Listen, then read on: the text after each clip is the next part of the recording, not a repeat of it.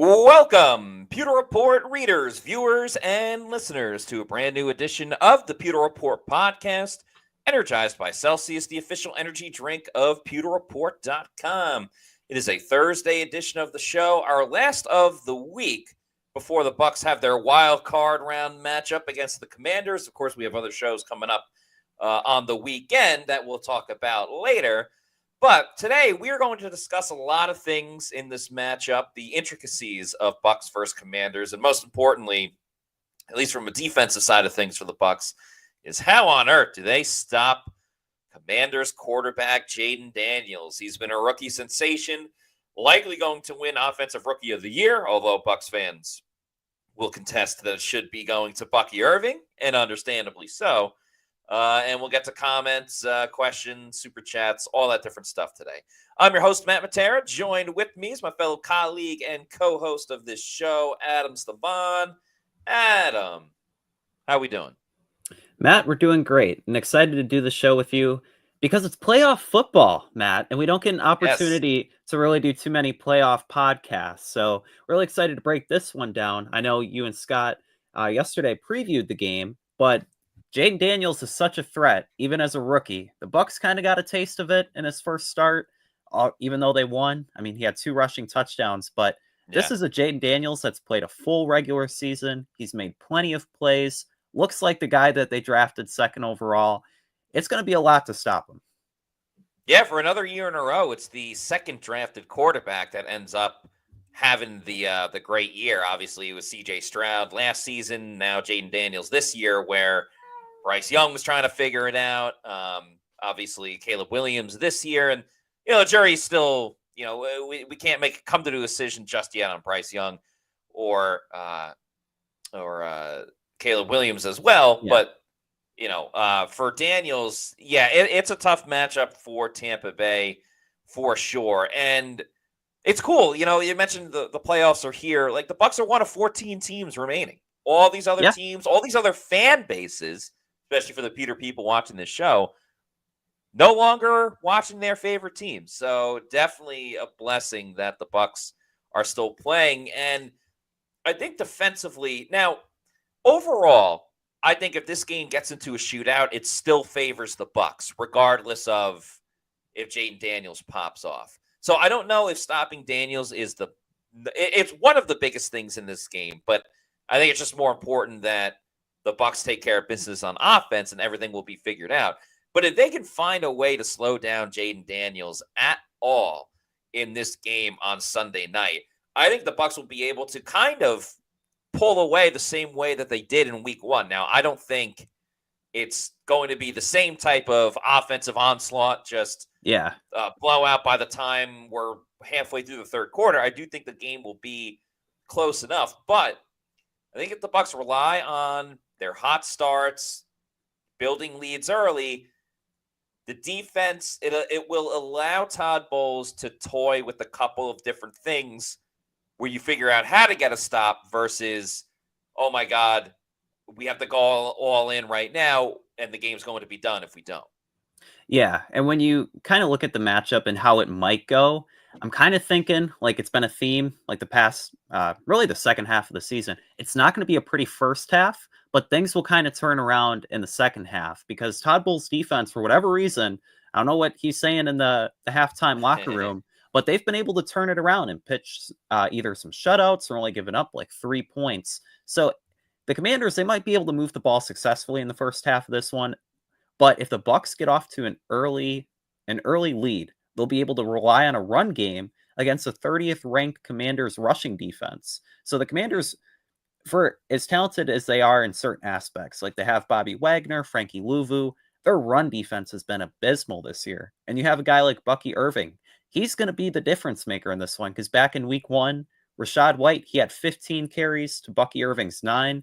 You're going to see that flip and then some in this one. And so you have a dynamic rookie running back, an offensive line that should be able to hold its own like they did in week 1. I think that's going to really change how the defense is able to adjust and attack because Jayden Daniels, for as good as he is, if you can make him one-dimensional and especially just force him out of the force him out of the pocket. I mean, back in week 1, he had 16 carries. If they can do that, they should be more successful.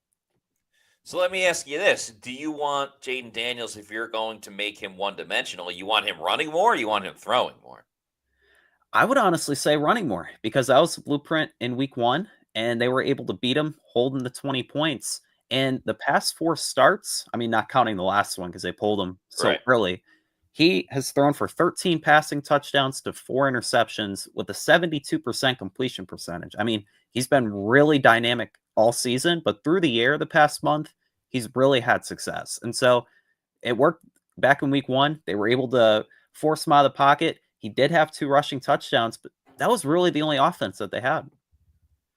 That's true. One of the rushing touchdowns were very late in the game when it was essentially done. It was like, hey, let's get him some stats. He's a rookie. He can get his first career multi-rushing touchdown game. I think it's also to remember from that contest as well, the Commanders were in it, but then they missed a couple of field goals, and they fired their kicker like right after the game. They found a new one for the second week. And the Bucs all season long have been the beneficiaries of field goal kickers missing their field goals, and the Bucs getting wins because of it, crazy enough. Now, sticking with the Bucs defense, I read this stat the other day, but I think it bears repeating. And you mentioned it before with the Bucs playing better in the second half defensively. If you go back to this team coming out of the bye, there's been only one time that in the second half the Bucs defense has allowed more than one score in those final 2 quarters. That's huge. So they started at the Giants. They allowed a touchdown. And that game was a blowout, too. So, like, the touchdown that was scored, it was like 30-0, whatever the score was at the time. Then it was the overtime win against the Panthers. That's the only game in which an opponent has scored twice. They scored 10 points. The Raiders, that home game, 3 points. The Chargers, of course, everybody remembers, out in L.A., no points for the Chargers in the second half. Then the Cowboys, 3 points. We all know how bad that first half was, but the second half, and maybe it was some of the Cowboys' own doing, but they only allowed 3 points. They pitched another shutout in the second half, this time against Carolina in that rematch. And then last week against the Saints to clinch the division, 3 points as well. So, I mean, you look at that sample size, that's a pretty damn good job by the Bucs defense. And we can complain, and I have complained about, I think we all have. We all have, yes, correct. Like the Saints dinking and dunking down the field to get that field goal with 1:06 seconds to go in the second quarter when they only had timeout. And it's like, defend the boundaries. Make them throw it over the middle. Tackle them in bounds. I understand that frustration. I understand making Cooper Rush, look like Cooper Manning when he played high school football. Actually, Cooper Manning was a wide receiver, so that doesn't really translate. But Cooper Rush looking like just a top 10 quarterback in this league. Same thing with Spencer Rattler in that second matchup in the first half. So when you look at the stats that I just read off, or I guess here, the stats at this point, is it second half adjustments, or is it the quality of opponents that the Bucs have played in that time frame? Man, we're going to see on Sunday, right? And I think it's a little bit of both when you kind of look at it. I mean, Tommy DeVito isn't a world beater. Spencer Rattler and Cooper Rush, more the same.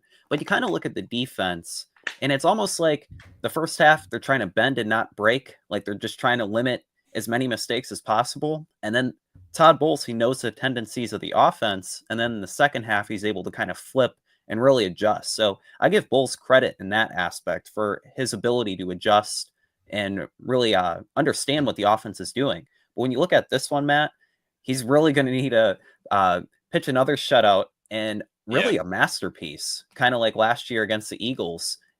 Otherwise, I mean, it's going to be tough sledding. You're going up against the 5th scoring offense in the league. Jayden Daniels looking like the offensive rookie of the year. I mean, he has his work cut out for him, but a big factor in this one will be whether Antoine Winfield Jr., Jamel Dean, Mike Edwards, if they come back and they're able to provide some support on the back end. I mean, back in week 1, Terry McLaurin had 2 catches for 17 yards, and that's their top wide receiver. I mean, if you're able to eliminate those weapons, I mean, Jayden Daniels, he isn't going to have much success throwing the ball around. Yeah, so for me, I think if the Bucs want to win this game, like sure, like any opponent, if you get pressure, if you sack the quarterback 5 times, you're likely going to win the game. For me, you look at this matchup, and it's always going to be about the Bucs secondary and how they defend and how the linebackers defend the tight ends. That's been the case since week 1. It's been the case. It was the case last week as well. So you look at the personnel that the Commanders have, and Terry McLaurin's a really good wide receiver. I put him up there. I mean, nobody's Mike Evans, but Terry McLaurin is kind of staring at the tier 1 level of Mike and Tyreek Hill and, all the great receivers in this league. He's a really good one. Went over 1,000 yards, has over double-digit touchdown catches. Zach Ertz is the second best weapon as far as the passing game goes for the Washington Commanders, and that's been the biggest issue for the Bucs on defense in pass coverage. And the Bucs have the 29th ranked pass stopping defense in the league, so it has not been good in that area. With that said, as you pointed out, McLaurin did not have a good game against the Bucs in week 1. It was very pedestrian, and you can kind of chalk that up to just like trying to find chemistry with Jayden Daniels, his first career start, and all of that good stuff. But if they can find a way to get a repeat performance from McLaurin or take Zach Ertz out of the game, by coverage, not by injury, they are not the Saints. They are not Greg Roman doing Bounty Gate all over again. If they can stop one of those guys, I think there's a pretty good path for the Bucs to win, because the Commanders can run the ball really well, but I still don't even know how to decipher that, because it's Jayden Daniels is their leading runner. And some of it's scrambling, some of it's designed runs. It's a lot of different things. But I don't know if the Commanders can beat you with just a straight up rushing attack where they're handing it off 35 times or whatever the case may be. So how do they necessarily go about stopping McLaurin, stopping Zach Ertz? Do they play man-to-man? Do they end up playing zone? That's the big thing that Todd Bowles has to figure out, that the Bucs defensive coordinators have to figure out. And defensive coordinator Casey Rogers said a very interesting thing today when it came to defending against Jayden Daniels. You asked the question about what kind of defense they might play. And QB spy got thrown around, which is a pretty common phrase for especially a mobile quarterback. And he's like, we might not have one QB spy. We might have 2 QB spies on a play. I haven't seen that yet, but hey, we've seen Todd Bowles have different wrinkles when it comes to the postseason. Yeah, that is very true. There's a few things I want to go back to, because you were kind of going over Terry McLaurin, Zach Ertz, and you look at Terry McLaurin, for as good of a wide receiver as he is, he's been a little bit boomer bust this year, and he busted in week 1 with only those 2 catches for 17 yards. He has 5 games this year with less than 22 receiving yards. He has 8 games this year with less than 10 yards per reception. So if the Bucs are able to contain him, this isn't the first time or the last time that he was slowed down. He's been very kind of sporadic this year while still being productive. But you look at Zach Ertz, Matt, and it's going to be a battle of 34-year-olds between him and Lavonte David. And Lavonte David, I think, is probably going to be the one player that really needs to step up on defense. And he's not only going to be tasked with stopping Zach Ertz, and the Bucs' kryptonite, one of them on defense this year, has been guarding tight ends. So you have that. He might be that quarterback spy. He might be being sent home on blitzes to try to contain Jayden Daniels, and all that. He might have to chase him down 10 yards down the field. So I think his presence is going to be huge, and he's really going to need to produce, because otherwise the Bucs defense, we've seen it time and time again throughout the year. Yeah. They've been exposed across the middle of the field. They have over and over again, and Savase Dennis is not, walking through that door. He was their top pass coverage guy. I'm about to ask you something. I don't think you'll know the reference, though. Have you ever seen the movie Any Given Sunday with Al Pacino and Jamie Foxx? Have not, no. Have not. Okay, well, that's all right. That's an older movie. I wouldn't expect you to. However, there's probably a lot of people in the chat right now that have seen the movie Any Given Sunday. It's a great movie. Al Pacino is the coach of this team, and I don't know. There's a whole storyline behind it. Old quarterback versus the new flashy quarterback, who they going to play. There's fights with ownership, all these different things. But anyway, they make the postseason, or they're fighting to make the postseason. I forgot which one it is. And there's a veteran linebacker who's, balling out. He's got grills in his teeth. It's actually played by LL Cool J, the rapper. And anyway, there's a big moment late in the game. And this guy, he was only able to play. Like, he had an issue with his neck, and the doctor's like, you can't play. And he's like, no, F that. Like, spray me with whatever, put a needle, whatever. So he's risking himself. And I'm not saying Lavonte David's like risking his life to play in this game. That's not the point I'm trying to make. But there comes a play at the end of the game where they need to get a stop on like 4th and 1. And the linebacker's like, I'm doing it. I'm going all or nothing. Like, I don't care if I get hurt on the play. His neck is like hanging on by a thread. He makes the tackle. He gets the stop. And then he has to, they have to take him off the field. He can't get off on his own power. All right, maybe LL Cool J wasn't the linebacker. He was in the movie. I guess he was the running back. But this is the linebacker that I'm talking about. And the linebacker makes the stop. He makes the tackle, but then that's it for his NFL career. Like, he made the one last big play. He's getting that playoff check, and they're taking him off the field. I'm not saying Lavonte David is going to be carted off the field or anything like that. But what I am saying is this might be LT played the linebacker. My bad. So Lawrence Taylor, LT, did play the linebacker in the movie. Fitting. So a little bit of method acting there. Apologies for the miscommunication. So LT plays the linebacker in the movie. He's hanging on by a thread with his injury. He knows that his career might be done if he goes and does this play, but he's like, I got to go win the game. He gets the stop on 4th and 1. They take him off the field. And I'm not saying that's going to happen to Lavonte David specifically with like an injury getting him off the field, but this feels like the last stand for Lavonte David. This might be the last time we see him playing football in the NFL and for the Tampa Bay Buccaneers. So I'm not saying Lavante's dealing with an injury and he's going to do something to like save the Bucs, but then he's done playing football. But what I am saying is if Lavonte David knows that this is it, and he has at most 4 games remaining if they win all the games in the NFC playoffs and then go to the Super Bowl. Yeah.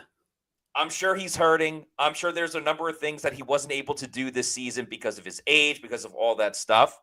But if he knows that this is it, and all he has left is to just absolutely ball out and do everything he possibly can for the Tampa Bay Buccaneers, like he has for his entire career, for the way that he has protected other teammates who may have struggled, the way that he's been a leader, the way that he's helping out of the community, maybe Lavonte David can find something within to get a vintage run by Lavonte David, not just for one game against the Commanders, but for the divisional round, the NFC Championship game, and the Super Bowl as well. If this is it for Lavonte David, go out absolutely balling at inside linebacker, and it starts with great coverage against the Washington Commanders. And they sure as hell need it because they got that platoon subbing in and out situation with a lot of J.J. Russell and a little bit of K.J. Britt.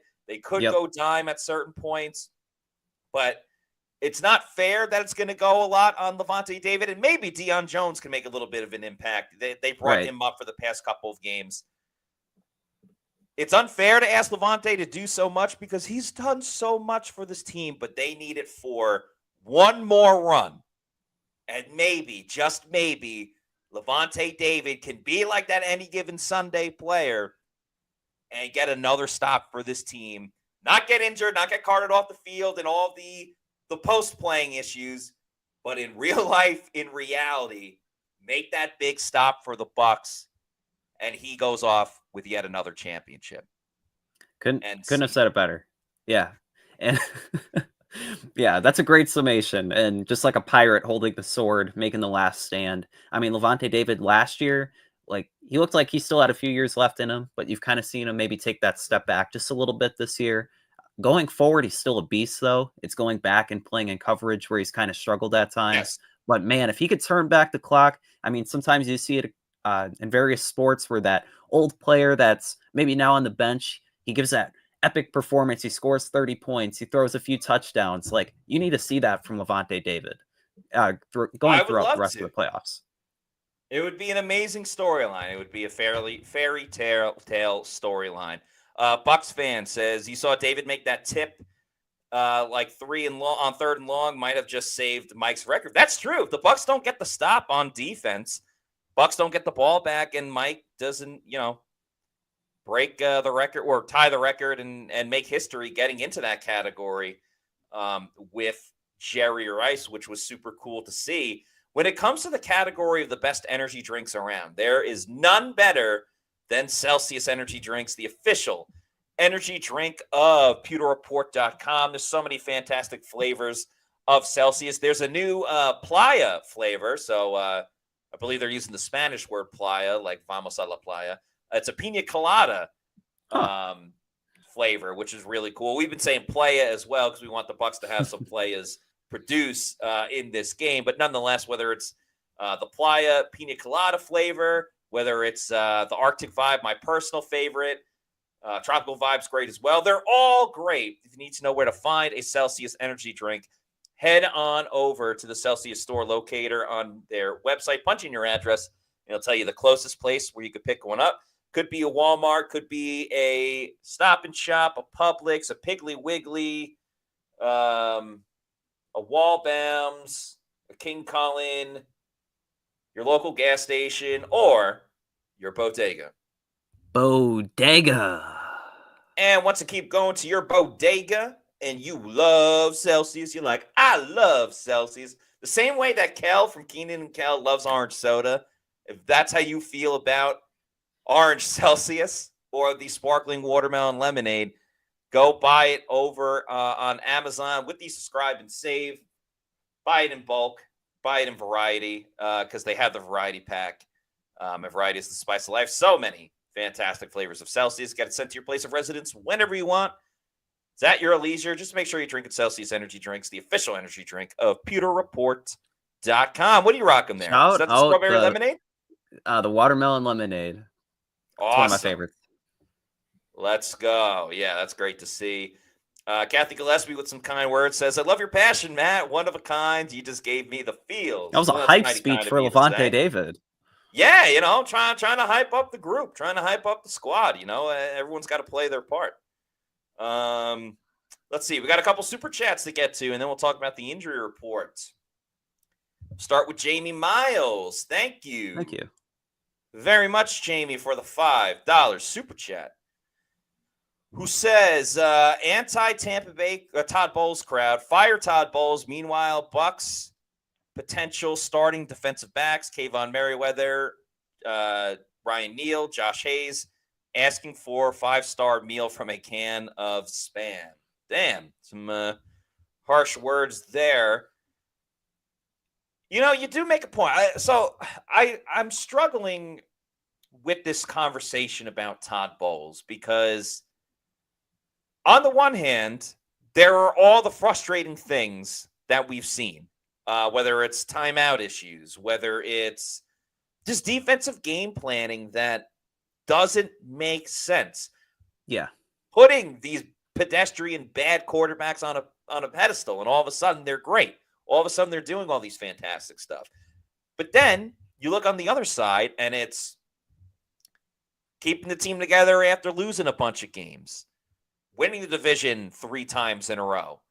A masterful performance against the Eagles in the postseason last year. The second half point totals that we just talked about earlier on this show. And probably on top of it all, the amount of injuries that this team has faced over and over again at several positions. Like, let's remember, even this first game against Washington, Kalijah Kancey didn't play in this game. He wasn't available. Yaya Diaby was coming off that ankle injury. He hadn't played in over a month.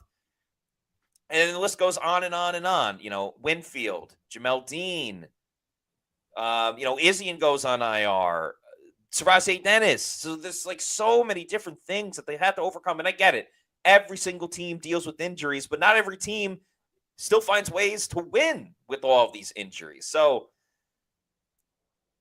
I struggle with what side to lean on because I do think there are still some legit flaws with Todd Bowles as a head coach, but he's also made a lot of lemonade with the lemons that were given with all the injuries.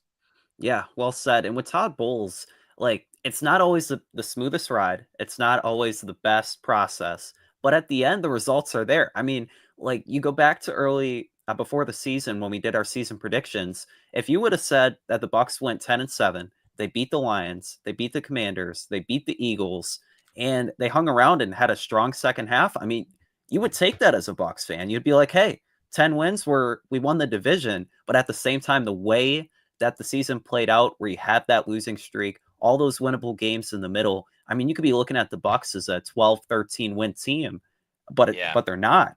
But at the same time, Todd Bowles, he's been able to make the most of really just having kind of practice squad caliber players on the back end at times. And so it's the frustrating part at times, right? Because you want to see the team be successful and consistent week in and week out, but then there's that down stretch and then they go up, but they're going up at the right time.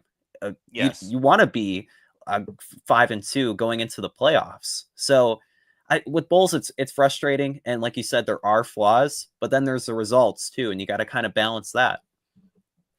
Yeah, and 5-2 is something you should be pumped about Yeah. until it's like, hey, you just need to win your last 2 or 3 games and you're in, and then they immediately lose to the Cowboys and give the first place back to the Falcons before the Falcons gave it back to the Bucs. So again, it's a weird thing. If you said, hey, they're gonna go 5-2 down the stretch, you're like, hell yeah, sign me up, brother. Actually, I shouldn't say that. Hulk Hogan's a bad person. But then it's like, well, you lost to the Cowboys in a very, very winnable game. And this is kind of the point that FBC is making. Thank you for the Thank you, $20 FBC. super chat, FBC, who says, post-bye, we've played against quarterbacks Tommy DeVito, Bryce Young ×2, Aiden O'Connell, Desmond Ritter, an injured Justin Hoiberg, and Cooper Rush and Spencer Radler. Arguably, the best quarterback of that bunch is Cooper Rush, and he cooked us. Hope I'm wrong, but I think we get fully exposed. You bring up a really good point, and it's kind of what we talked about before of like where on the fence do you fall on with the points that they've allowed, but also the opponents that they've gone up with at the same time. What I will say is, and they got carved up by Kirk Cousins. There's no denying that. They got blown out by the Ravens. The score didn't look as much of a blowout, but they got blown out by the Ravens and suffered some really bad injuries in it. But outside of like those performances, the defense still isn't great at many times, but also they play up to their competition. Like that gauntlet they went through, the Falcons, the Chiefs, the Ravens, really outside of the Ravens, all those games were very close. And that's why I kind of get that same sense when it comes to going up against the Commanders this Sunday. Yeah, and like you mentioned, playing up to their opponent. They beat Jared Goff in Detroit. They beat Jayden Daniels back in week 1. They beat Jalen Hurts. I mean, they've shown that they can beat top quarterbacks.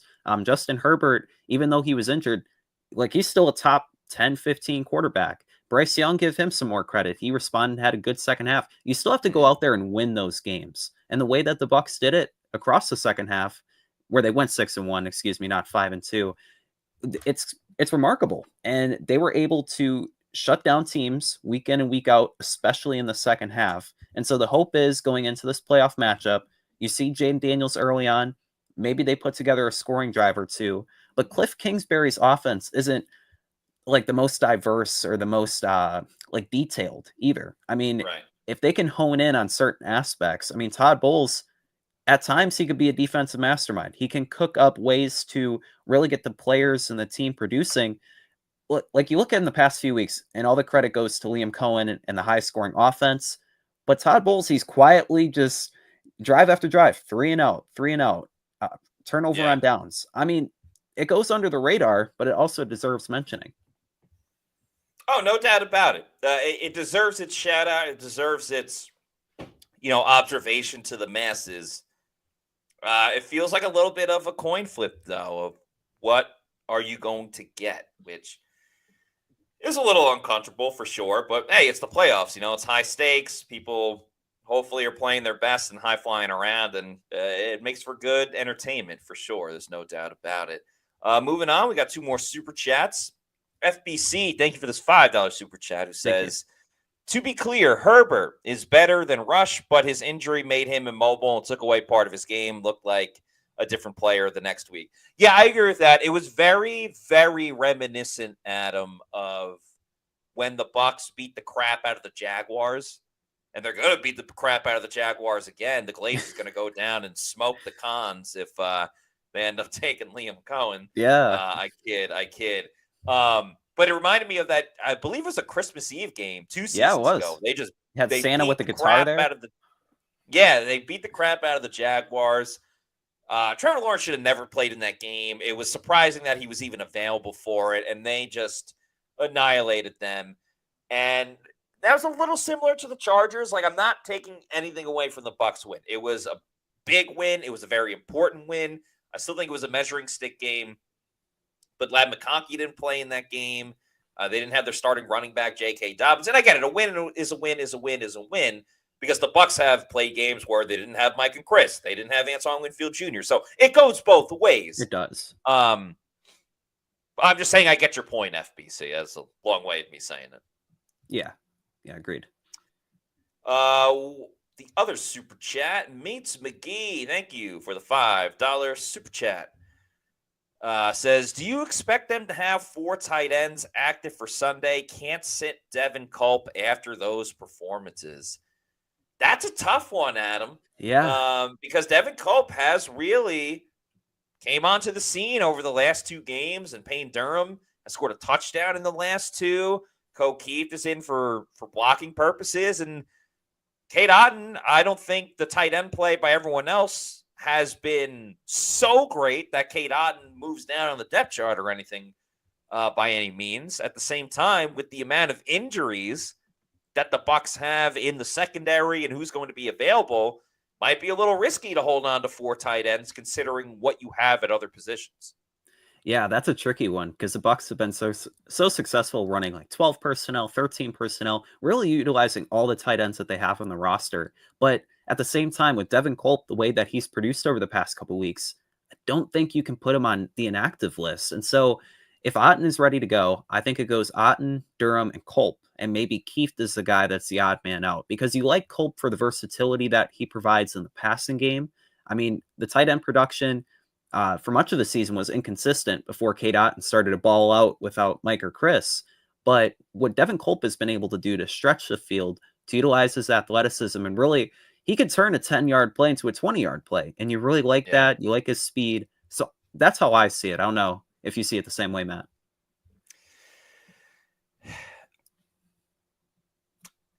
Ultimately, I think you keep him, because, like, another question is how much. Like, is Cade Otton going to come back and immediately I don't think he plays 95%. Yeah. Exactly. So if that's the case, then I think you hold on to Devin Culp. And maybe you do keep Ford, because O'Keefe, while he provides nothing in the passing game, they use him in the backfield a fair amount, and the run game has been spectacular this season. Now, he's not always lining up at fullback, but he'll line up at the line of scrimmage as well. Let me see how much he's averaging per game. And as Kathy points out. Yeah, Ko is a stud on special teams. So that's the other side of it is, for a special teams thing. So I think O'Keefe is, and this is the most we've talked about O'Keefe in several weeks. They're wild. Yeah, it'll come playoff time, bringing out a secret weapon. You never know when he might be of importance, but I think you keep him just in case, because you don't really want to rock the boat, Yeah, that's true. It'll be a dilemma and something to keep an eye on Sunday when they release the inactive list. Yeah, just looking up O'Keefe's offensive snaps. So he's played more since the Carolina game. So beginning of the season, he was hardly playing. He was getting 2 snaps, 1 snaps, 3 snaps. But really since Carolina's when he started getting more playing time. So it went 9 snaps, 16, but then all double digits. 19 against the Chargers, 12 against Dallas, 20 against Carolina in the rematch, and 11 snaps against New Orleans. So that last couple of games, starting with the Chargers, 26% of the snaps, 17%, 26% again. and 16th. That's not nothing, but it's not obviously playing all the time. I think it could come down to Keeft or Devin Culp if they don't decide to hold on to 4, but it makes for a good conversation, and maybe we'll continue that conversation a little bit more when we have the Pewter pregame show that is coming up on Sunday at 9 a.m. for the wild card round. We'll talk a little bit more Bucs versus Commanders and get into some individual matchups that we will have an eye on for the game. And then you can go about your day until the evening when it's the Pewter Game Day show. That'll be taking place at 8 o'clock. Myself and Josh Capo giving live reactions, analysis, all of that fun stuff for Bucs versus Commanders. Hopefully the Bucs can advance and we keep the season going, but it should be a thrilling game. I think, in all honesty, there's 3 games that are most exciting this wild card weekend, in no particular order, but Bucs versus Commanders, I think, is going to be great. I think Eagles-Packers is very exciting. Oh, yeah. And really all the NFC games. And I think Rams-Vikings is great, too. I'm also not ruling out, I don't think they're going to win, but I think the Broncos will make the Bills feel a little uneasy in the game.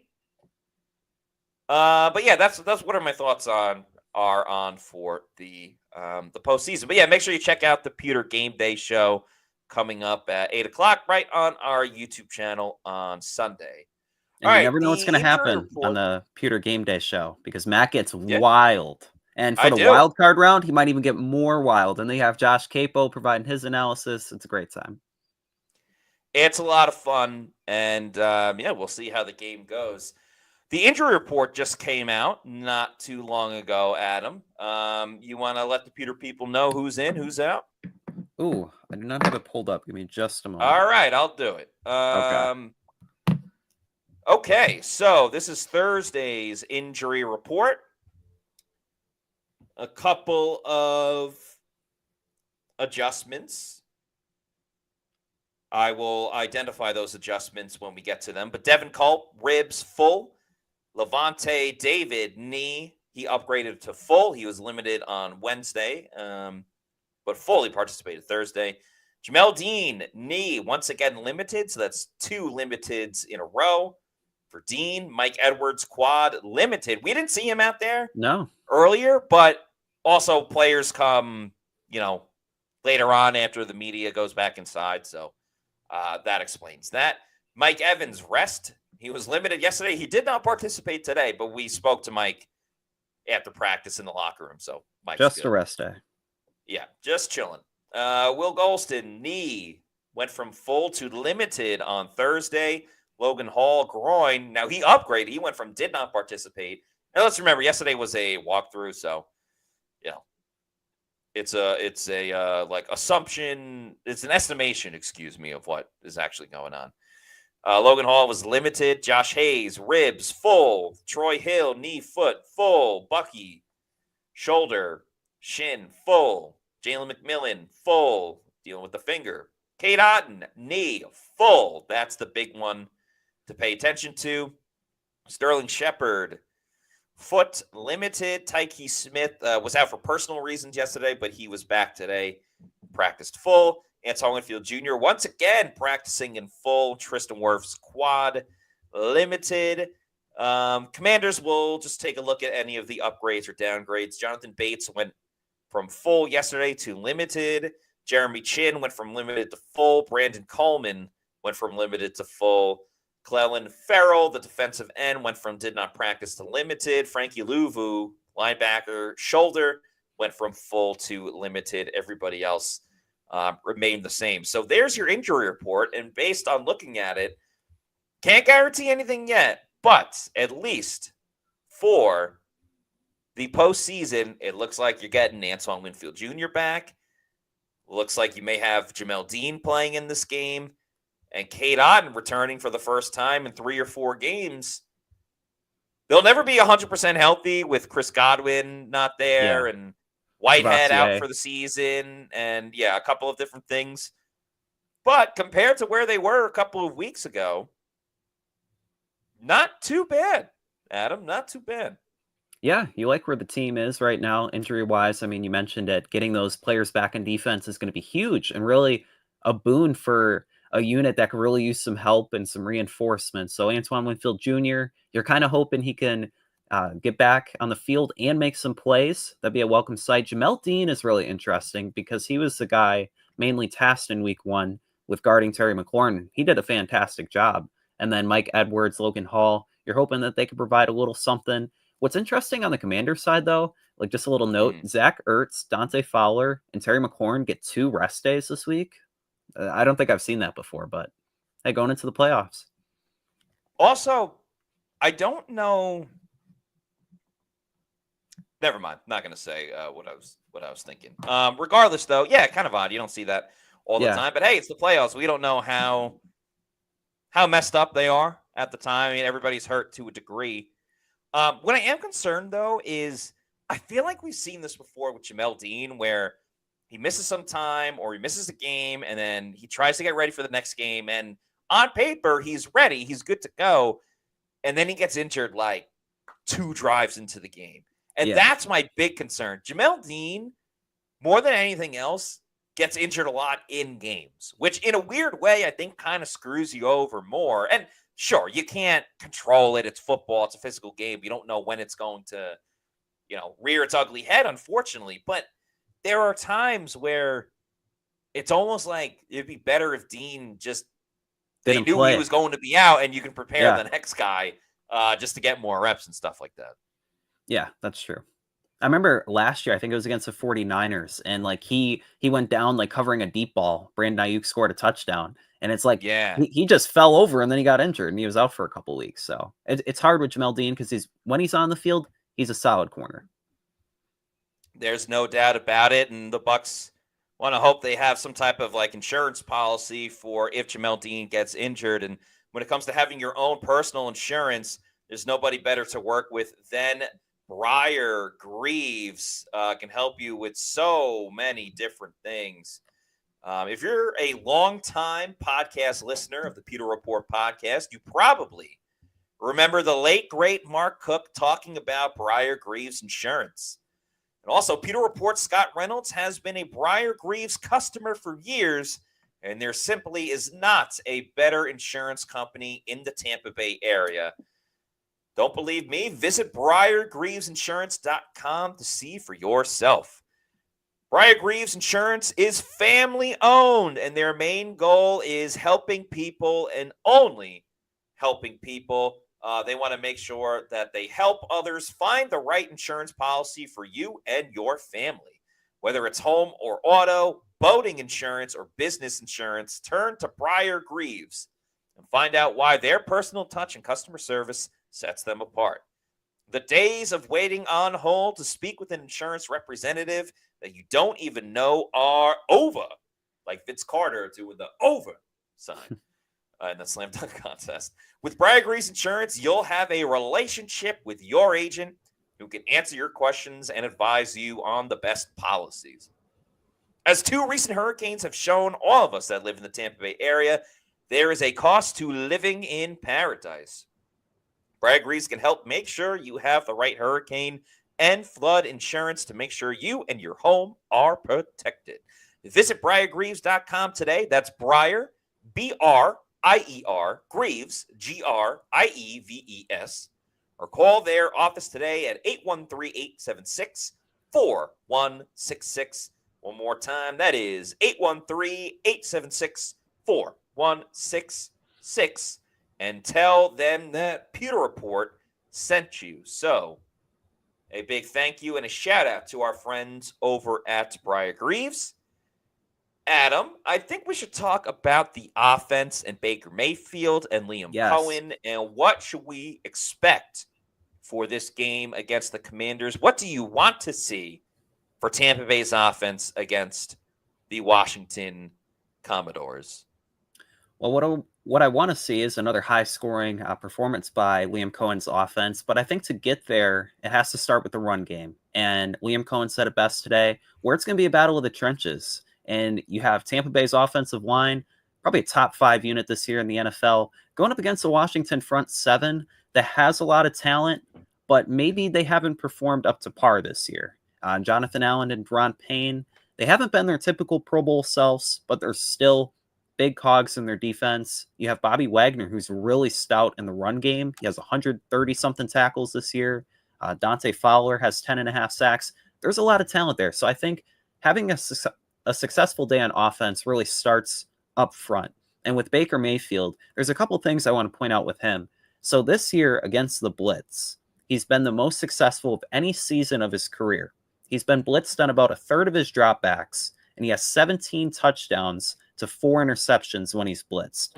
And it has a 73% completion percentage. So even when he's under pressure, which doesn't happen often, he's able to make efficient throws. But he also has a little bit of a gunslinger mentality to him as well. Liam Cohen mentioned today, kind of a little bit like Brett Favre, but not as many interceptions, which is a nice thing to see. So you kind of want Baker Mayfield to play like he has all season, to not be afraid of taking risks, but also being smart with the football. It's kind of a balancing act there. Jayden Daniels, it's a balancing act of how to pressure him. Baker Mayfield, balancing act of really his mindset mentality when he plays. So I think if you get the run game going, you'll get the best out of Baker Mayfield. Yeah, I just think this year specifically, you just got to let him do his thing. And sure, it backfires here and there, but Baker and Joe Burrow are the only quarterbacks to throw for 4,500 yards this season and over 40 touchdowns. Baker Mayfield, even though he won't win MVP, even though he's technically not in the Pro Bowl, and I hope I don't see him in the Pro Bowl because that means he's playing in the Super Bowl. Because if one of those quarterbacks opt out, he's going to be the first guy that they call and ask to bring in. Right. He's having a fantastic season. He's having a stellar year. And I understand there are some issues, throwing interceptions, turning the ball over. But for any mistake that he makes, he gets over it and doubles up in greatness like even more. For every interception, there's a 5-touchdown game or a big scramble on third down to get the first down. I don't think you can really try to curtail what Baker Mayfield does. And that's why it was cool hearing Liam Cohen today being like, yeah, he's firing the ball. It's a freaking walkthrough, and he's just whipping it at everybody as he's throwing the football to teammates and stuff like that. Where I do think this game will be slightly different, and you talked about the run game, I don't think Baker's going to have a crazy statistical game. And I don't mean that as a negative thing. I don't think the Bucs are going to score 37 points, but I sure as hell think that they'll get over that 30-point threshold. The best game plan that I think the Bucs can do, and they've done it like time and time again. This isn't like a new thing. They're at their best when they're throwing it on first down and then running it on second down. And Bucky rips off a 7-yard run and a 5-yard run.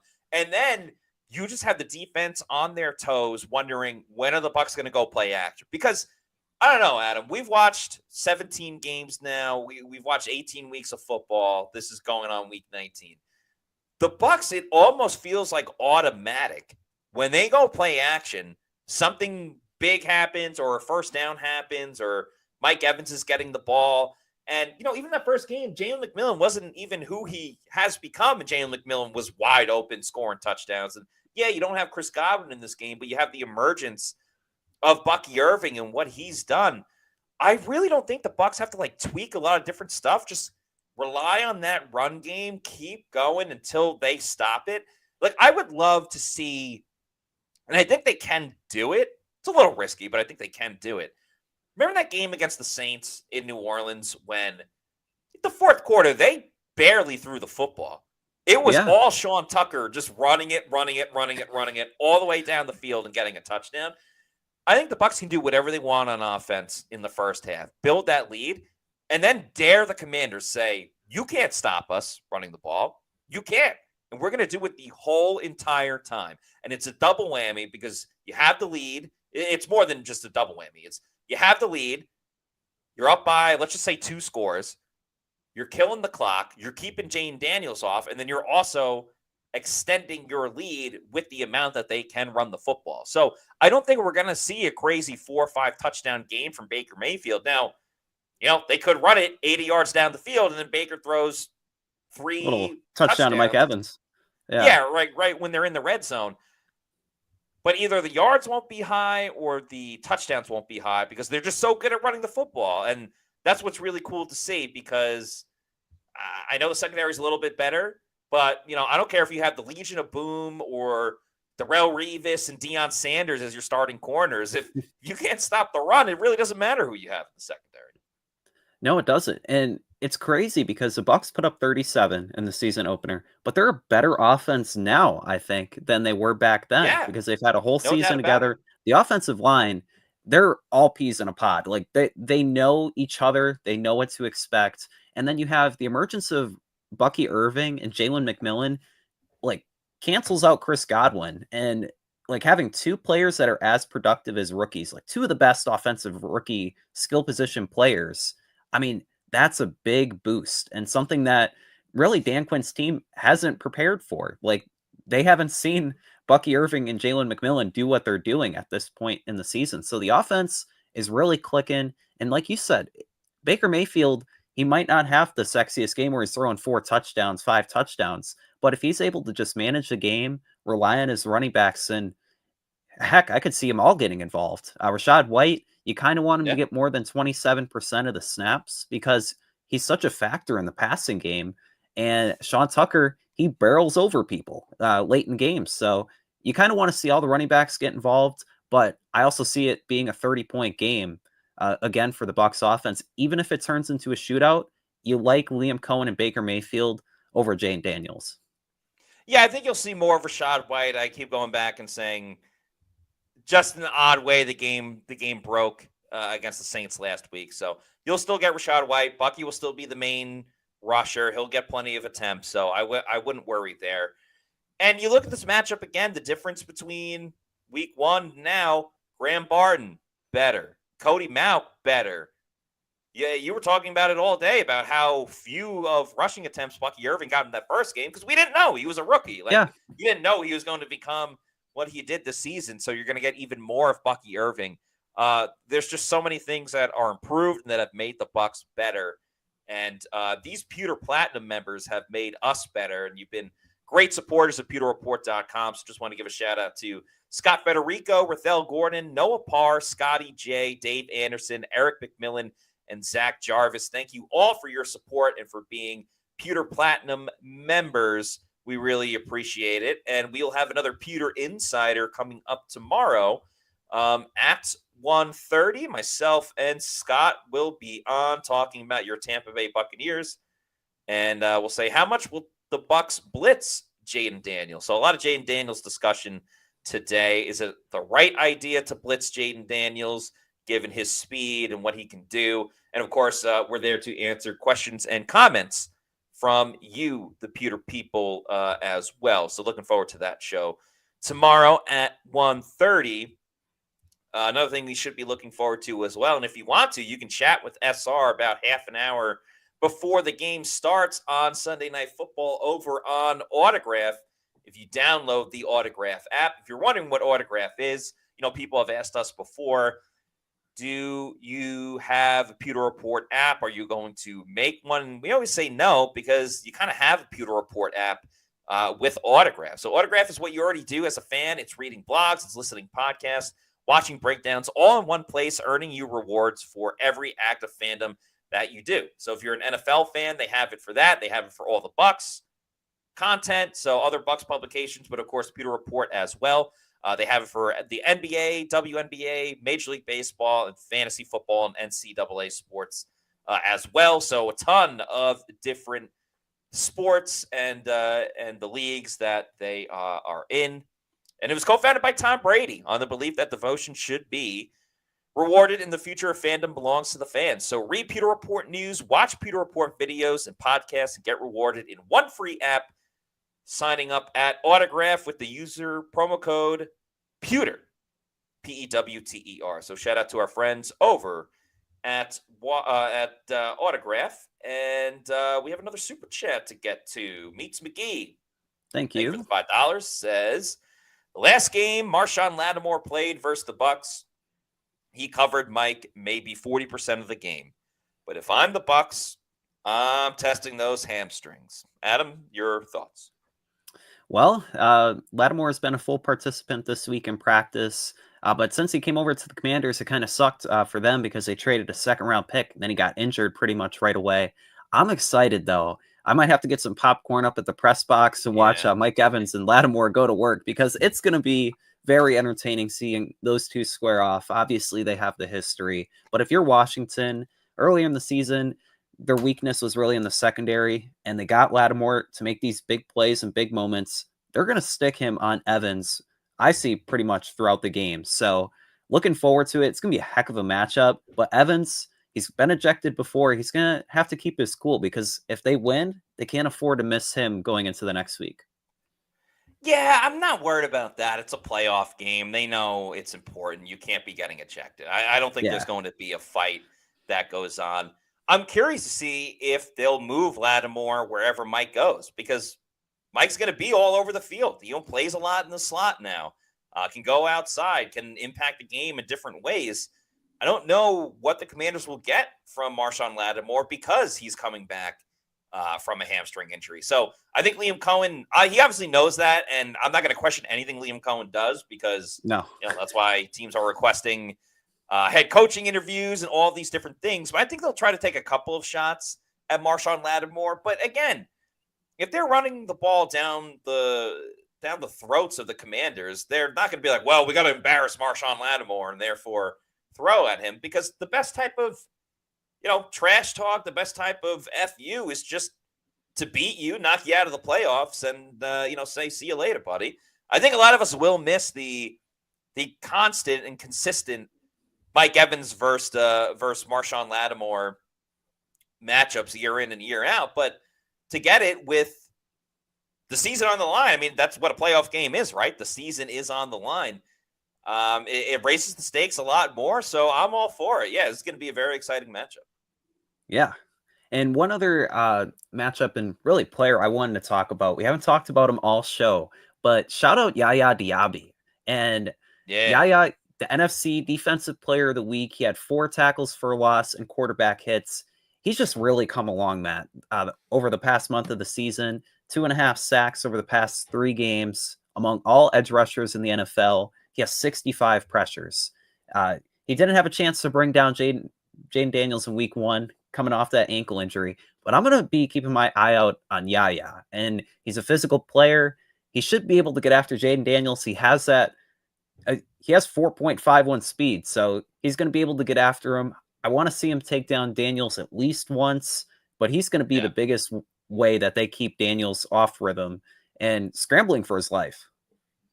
Hopefully Yaya is saving his best for last. He had a great game against the Saints with the sack and 4 tackles for loss. I think he had 5 tackles in the game.